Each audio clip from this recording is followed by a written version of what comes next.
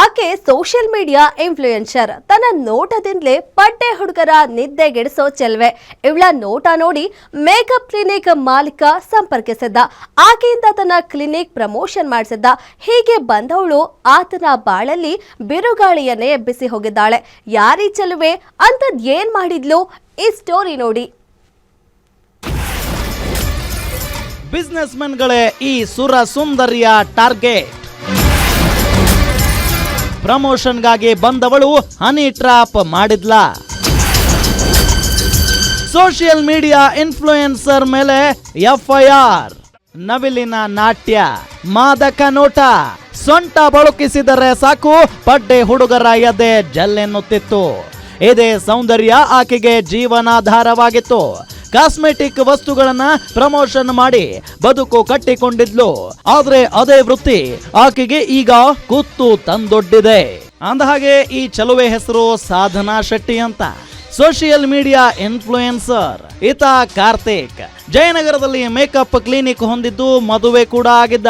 ಹೀಗಿರುವಾಗ ಕ್ಲಿನಿಕ್ ಪ್ರಮೋಷನ್ಗಾಗಿ ಇನ್ಸ್ಟಾಗ್ರಾಂನಲ್ಲಿ ಹುಡುಕಾಡಿದಾಗ ಸಾಧನಾ ಶೆಟ್ಟಿ ಕಣ್ಣಿಗೆ ಬಿದ್ದಿದ್ದಾಳೆ.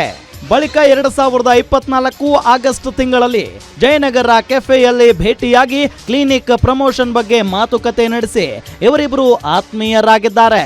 ಆತ್ಮೀಯತೆ ಸಲುಗೆಗೆ ತಿರುಗಿದ್ದು ಆತ್ಮೀಯವಾಗಿ ಮಾತನಾಡಿದ್ದ ಆಡಿಯೋ ಮತ್ತು ತೆಗೆಸಿಕೊಂಡಿದ್ದ ಫೋಟೋ ವಿಡಿಯೋ ಇಟ್ಟುಕೊಂಡು ಕಾರ್ತಿಕ್ ಪತ್ನಿಗೆ ಕಳುಹಿಸುವುದಾಗಿ ಸಾಧನಾ ಬ್ಲಾಕ್ ಮೇಲ್ ಮಾಡಿದ್ದಾಳೆಂದು ಆರೋಪಿಸಲಾಗಿದೆ.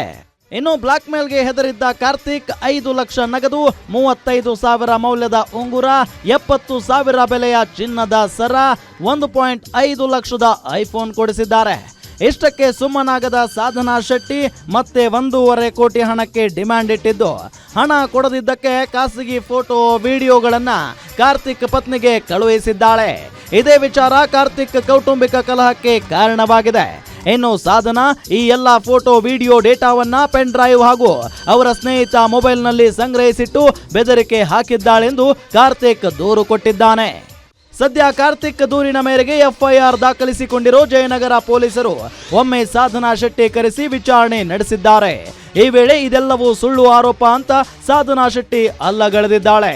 ಹಾಗಾಗಿ ಸೂಕ್ತ ದಾಖಲಾತಿ ಒದಗಿಸುವಂತೆ ದೂರುದಾರ ಕಾರ್ತಿಕ್ಗೆ ತಿಳಿಸಿರುವ ಜಯನಗರ ಪೊಲೀಸರು ಮತ್ತೆ ನೋಟಿಸ್ ಕೊಟ್ಟು ವಿಚಾರಣೆ ನಡೆಸಲು ಮುಂದಾಗಿದ್ದಾರೆ. Girish, crime bureau, guarantee news, Bengaluru.